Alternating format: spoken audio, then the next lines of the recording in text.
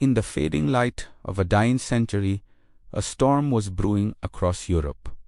The world of kings and crowns trembled. Revolution had torn France apart, and in the chaos, a young, determined soul was about to rise. His name was Napoleon Bonaparte, a boy from a small, rocky island called Corsica, mocked for his accent, dismissed for his origins. He carried a fire inside that no ridicule could extinguish. He wasn't born into power. He built it, brick by brick, dream by dream. This is not just the story of a man who conquered Europe. It's the story of how one soldier, armed with nothing but intellect, obsession, and will, rose from the dirt to crown himself emperor, and how, in doing so, he changed history forever. Napoleon was born in 1769, just months after France claimed Corsica. His family, minor nobles, proud but poor, clung to a status they could barely afford. At 9, he was sent to a military academy in France. There, he was an outsider small, quiet, intense. Other boys laughed at his Corsican accent, but Napoleon studied harder. He devoured books on war, politics, and history. He was fascinated by men who defied destiny. Alexander, Caesar, Hannibal. Each night, as candles burned low, he imagined leading armies, shaping nations. He once wrote to his brother, "I feel within me an infinite ambition, greater than the limits of my place and time." He wasn't dreaming of glory, he was planning for it. Then came the French Revolution. The monarchy fell. Chaos ruled. Old orders crumbled, and with them the boundaries of possibility. For most, it was terror. For Napoleon, it was opportunity. He was still just an artillery officer, but in 1793, during the Siege of Toulon, he saw his moment. While senior officers hesitated, Napoleon acted. He repositioned cannons, turned defense into offense, and forced the British to retreat. It was a masterstroke. At 24, he became a national hero. The Republic noticed. France had found its young prodigy of war, but behind that glory, a hunger remained. Napoleon had tasted power, and he wanted more. In 1795, Paris erupted in revolt. Royalists threatened to restore the monarchy. The government needed a savior. Napoleon answered. With cold precision, he ordered cannons to fire grape shot into the charging mob. The uprising collapsed in minutes. It was ruthless. It was effective, and it made him famous. Overnight, the young general became the defender of the Republic. Within a year, he was given command of the army of Italy, a starving, undisciplined force. Most saw a hopeless assignment. Napoleon saw a blank canvas. He stood before his ragged troops and said, "Soldiers, you are naked and ill, but I will lead you to the most fertile plains in the world. There you shall have honor, glory, and riches." And they believed him. Napoleon transformed his army through sheer force of will. He fought not just battles, but belief. In weeks, he turned chaos into unity, starving men into conquerors. Aci Montenatlodi and Arcole. He shattered Austrian lines again and again. His tactics were fast, fluid, unpredictable. He didn't fight wars of attrition. He fought wars of imagination. Each victory fed his myth. France adored him. Europe feared him. He wrote to his wife, "Josephine, power is my mistress. I have worked too hard for her conquest to allow anyone to take her away." He was still young, but already unstoppable. By 1797, France was triumphant. The young general returned from Italy a national hero. Crowds chanted his name. Painters, poets, and journalists turned him into a living legend. But beneath the admiration, politicians grew uneasy. Napoleon's influence was immense, his ambition immeasurable. They sent him far away to Egypt. Officially, it was a campaign to strike British trade routes. Unofficially, it was to keep him distant from politics. In the scorching sands, he sought to carve another emperor and found both glory and defeat. He wanted the pyramids, but lost his fleet at Aboukir Bay. Still, he returned home a hero. Even in failure, his legend grew. France was collapsing. Corruption, exhaustion, and endless war had drained the republic. The people needed strength. Napoleon offered certainty. In 1799, he staged a coup swift, calculated, bloodless. He seized power as first consul and declared, "The revolution is over. France now needs stability." And for the first time in years, the nation exhaled. He rebuilt schools, finances, and the legal code. He modernized everything he touched. Even his enemies admitted he had given order to chaos. But inside, Napoleon was never content with order. He wanted destiny. He wanted the crown. It's strange how power begins gently a promise, a purpose, and ends as an obsession. By 1804, France adored him. He had rebuilt their pride, their economy, their army. The people wanted a symbol, someone permanent. So Napoleon gave them one. In the grand cathedral of Notre Dame, surrounded by priests and emperors, he crowned himself Emperor of the French. Not the Pope himself. It was a declaration to the world, "My destiny belongs to no one but me." Crowds cheered, cannons roared. But beneath the splendor, a shadow had begun to form. For every crown casts a price. With Europe against him, Napoleon marched to prove his rule through war. His army, now called La Grande Armée, was the most disciplined force in history. At Austerlitz, he faced the combined might of Russia and Austria.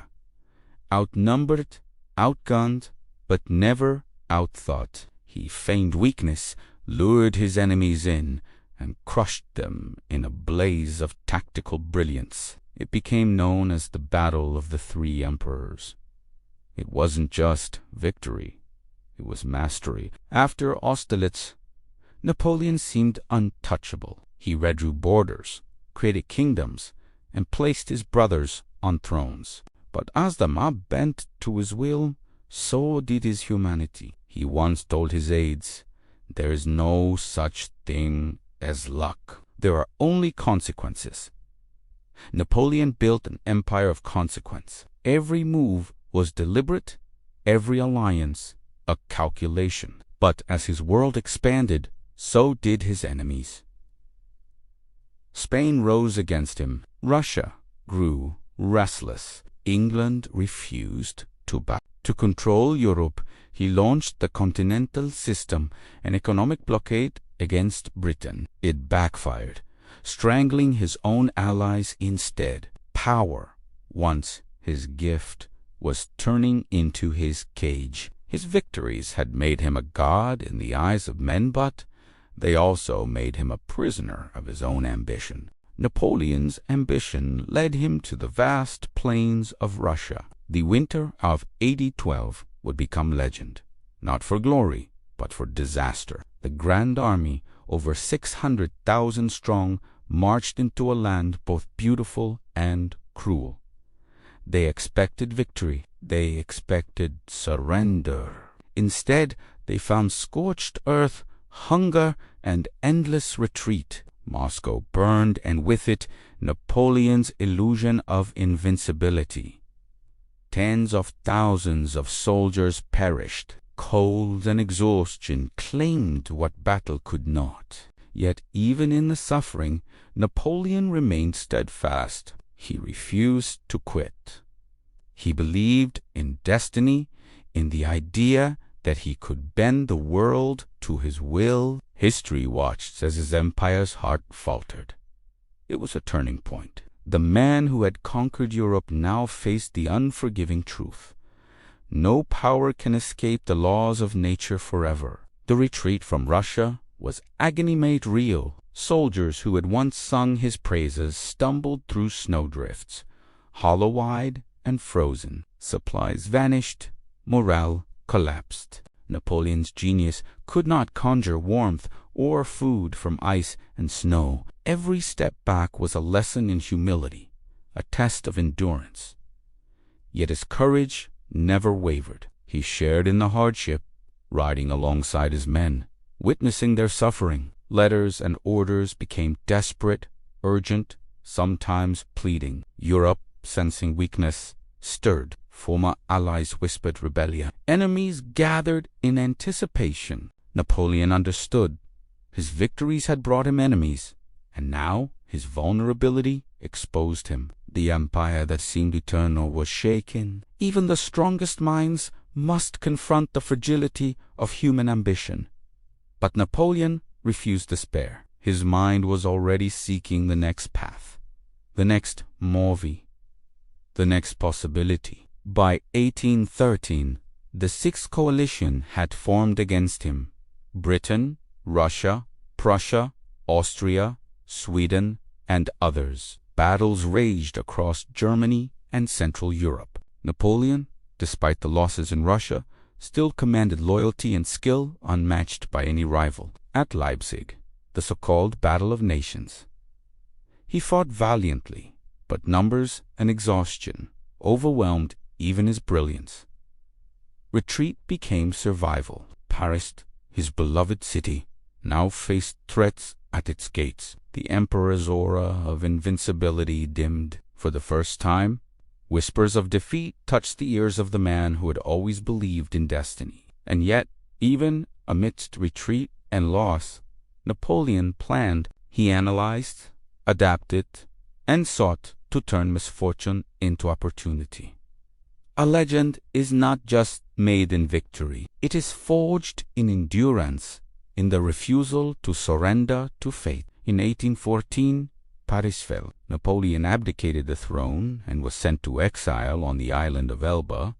From emperor of Europe to a prisoner of a small island, his world had narrowed to a few rocky miles of coastline. And yet, even in exile, his mind wandered across continents, armies, and possibilities. He studied, he wrote, he planned. Elba was small, but his ambition remained boundless. Letters to friends and allies spread ideas, warnings, and strategy. Napoleon refused to vanish quietly. History would not forget him. He knew power could return if he moved with courage and speed. The exile of Napoleon was not the end. It was the pause before a storm that would remind Europe why his name carried fear and awe.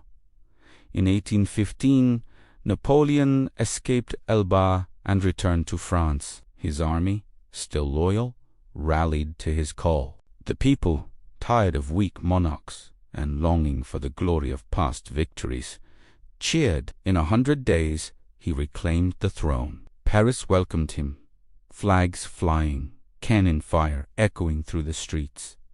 The world held its breath. Allies across Europe scrambled, forming armies to confront him once more. Napoleon moved swiftly, reorganizing forces, planning strategies, demonstrating the brilliance that had defined his rise. For a brief moment, history seemed to bend once more under his hand. The man who had lost everything had returned, stronger in mind and spirit than many could imagine. Europe would soon see whether this second act was triumph or tragedy. The climactic confrontation came at Waterloo. Napoleon faced the Duke of Wellington and his British-led coalition, supported by Prussian forces under Blanc. The battlefield was a symphony of chaos, thunder, mud, cannon fire, and cries of men. Napoleon's strategies were audacious, attacking the enemy's weaknesses with precision. For hours, the fight teetered between hope and disaster. Soldiers remembered his orders, his presence, his unwavering command. Yet fate and misfortune intervened. Delays, miscommunications, and the relentless pressure of superior numbers eroded the advantage. Even genius could not guarantee victory. By evening, the dream of reclaiming Europe's crown was shattered. Napoleon's second reign ended in defeat. History would record his genius, his ambition, and now the limits of human endeavor. Exiled again, this time to St. Helena, Napoleon's world shrank to a remote island in the South Atlantic. He was far from France, far from glory, and far from power, yet his mind remained alive, cataloguing history, analyzing battles, reflecting on victories and mistakes. He dictated memoirs, seeking to shape the story the world would tell. Each day on St. Helena was a lesson in patience, reflection, and resilience. Even as his body weakened, his spirit endured. In the isolation, he examined life, leadership, and destiny. The man who had once commanded Europe now commanded only his thoughts, yet he used them to leave a legacy unmatched by most rulers. Power may have abandoned him, but influence endured through words and memory. Napoleon reflected often on the nature of ambition and greatness. He understood that true leadership is more than victories, and crowns it is vision, strategy, and the courage to act when others hesitate. He admitted mistakes, recognized limitations, and acknowledged the role of luck and circumstance. In these reflections, he found peace, a deeper understanding of his own humanity. History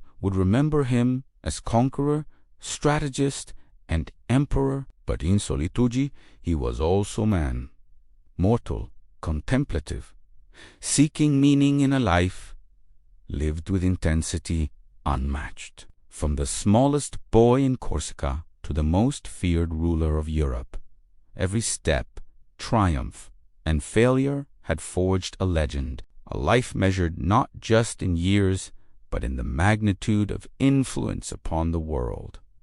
Napoleon's legacy was complex. Empires rose and fell because of him. Borders shifted, governments reformed, legal codes endured. He inspired loyalty, admiration, and fear. He reshaped not just France, but the political landscape of Europe. Even adversaries recognized his brilliance. St. Helena may have silenced his armies, but it could not erase his impact. Future leaders studied his campaigns, generals copied his strategies, and writers immortalized his life. Napoleon's story was proof that audacity, intellect, and relentless will can defy circumstances. His life demonstrated the fragility of power and the durability of ideas. Even as death approached, he continued to influence, continuing the dialogue with history itself. In 1821, Napoleon died on St. Helena. The world lost a man who had lived as few could imagine. Yet his death was not the end. Monuments, books, paintings, and stories kept his spirit alive. His life became a mirror for ambition, a testament to determination, a cautionary tale of hubris. Generations would debate his morality, his methods, and his genius. What cannot be disputed is the magnitude of his journey from a small Corsican boy to emperor, strategist, and legend. History remembers him as a force of nature, a man who dared to seize destiny. His life encourages reflection. Greatness requires sacrifice, courage, and vision, and it is often forged in fire, struggle, and the unyielding pursuit of one's purpose. Napoleon's life offers a mirror to ambition itself. Every triumph came from vision, strategy, and relentless effort. Every defeat revealed the limits of human control. He teaches that greatness is never guaranteed, that power is fragile, and that even the strongest minds face challenges beyond calculation. On St. Helena, he reflected on victories and failures alike. He wrote about loyalty, courage, and the lessons of war. He understood that influence extends beyond the battlefield, beyond crowns and armies. Ideas, strategies, and legacy endure where power cannot. His story reminds us that even in isolation, in loss, a life lived with purpose continues to echo across time. From a boy mocked for his accent to a man feared and admired across continents, Napoleon exemplifies what it means to embrace destiny with courage. The journey from Corsica to Europe's thrones was more than a tale of military genius. It was a story of determination, resilience, and self-belief. Napoleon faced ridicule, exile, and near impossible odds at every stage. Each setback became a lesson. Each challenge became fuel for his ambition. He reshaped France, influenced the continent, and transformed the art of war. His victories were breathtaking, his defeats instructive. Through it all, he never surrendered mentally or spiritually. His mind remained sharp, his vision intact. History remembers him not only for empires built or battles won, but for the courage to pursue what others deemed impossible. The lesson is clear. Greatness is born from persistence, intellect, and the refusal to accept limits imposed by circumstance. Even in exile, Napoleon's mind continued to shape history. He analyzed every campaign, every decision, every mistake. He documented his ideas, seeking to preserve knowledge and insight for generations. Leadership, he believed, was a combination of foresight and boldness. He once said that a leader must act decisively even when the future is uncertain. The world saw his failures as downfall, yet in reflection, they became part of a larger story, one of mastery, creativity, and relentless pursuit of goals. Napoleon's life teaches us that the measure of a person is not how often they fall, but how they respond, adapt, and continue. Legacy is earned not merely in triumph, but in the courage to act and the wisdom to reflect. History remembers Napoleon for grandeur and controversy alike. He was a conqueror, reformer, and visionary. He redrew borders, centralized law, and inspired armies. Yet he was also ambitious, flawed, and sometimes ruthless. This duality makes his story compelling. He embodies both the heights of achievement and the consequences of overreach. Even in failure, his brilliance shines. Napoleon's life encourages reflection.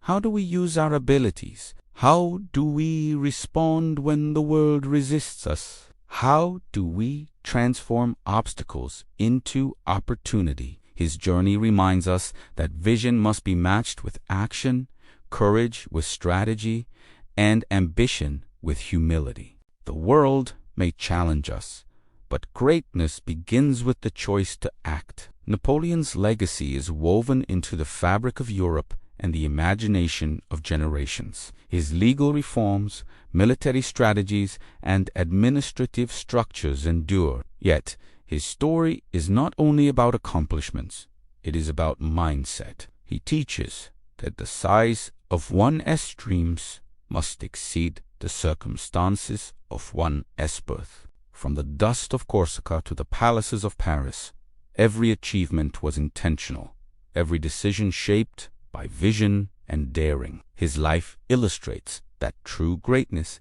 is holistic. Mental acuity, discipline, courage, and audacity converge to create impact. And even when empires fall, the lessons remain. Napoleon's journey invites reflection.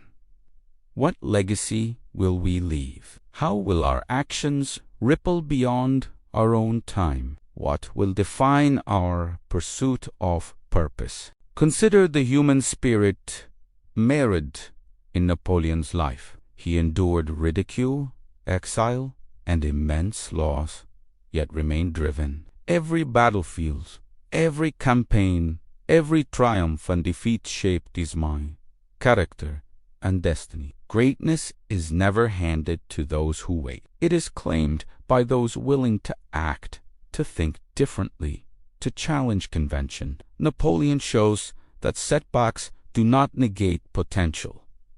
Failure is temporary. Vision is permanent. Even in solitude, even stripped of power, influence can remain. Leadership is not about comfort.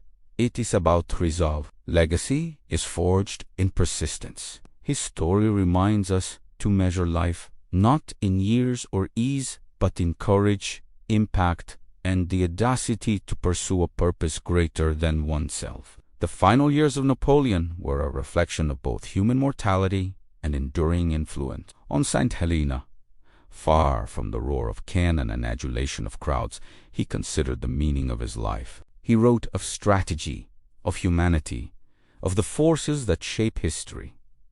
He understood triumph and loss are intertwined. He knew the world would remember his victories, judge his failures, and debate his morality. Yet, he accepted that legacy is beyond personal control. What remains are actions, ideas, and inspiration. He transformed not only France, but the very concept of leadership and ambition. He showed that boldness coupled with intelligence can alter the course of history, and that even in defeat, one can leave a mark that transcends mortality. Napoleon's life is a testament to human potential. From a boy marginalized for his origins to the most powerful man in Europe, he demonstrates that circumstances are not destiny. Greatness demands vision, discipline, resilience, and the courage to act decisively. His victories teach strategy, his defeats teach humility, his exile teaches reflection. Every challenge he faced is a lesson in perseverance. Every triumph is a lesson in the impact of focus and intellect. His story is timeless. It speaks to ambition, leadership, and the pursuit of purpose. We are reminded that life rewards those who plan, act, and refuse to accept limits, and that legacy is shaped not only by outcomes, but by the audacity to pursue extraordinary goals. As we reflect on Napoleon, consider what it means to live deliberately. He challenged fate, exceeded expectations, and reshaped the world around him. His story reminds us that greatness is never accidental. It is chosen, claimed, and maintained through courage and clarity of vision. His journey encourages self-examination. What drives us? What risks are we willing to take? How do we respond when faced with failure or opposition? Napoleon's life reminds us that ambition must be matched with action, and that true influence extends beyond life itself. He shows that the pursuit of greatness is not only about conquest, but about the courage to shape destiny, to leave the world indelibly altered by one's choices. Napoleon's story closes not with silence, but with inspiration. The boy from Corsica, the young officer, the emperor, and the exile teaches that life is defined by vision, courage, and the refusal to surrender. Even when stripped of power, even when alone, he continued to influence, to reflect, and to inspire. Let his life remind us that we are capable of extraordinary things, that ambition, focus, and persistence can transform not just our own path, but the world around us. The legacy of Napoleon endures because he dared to act, dare to lead, dare to pursue your purpose relentlessly. History is shaped by those who refuse to wait. And in your life, you too can leave a mark that transcends time.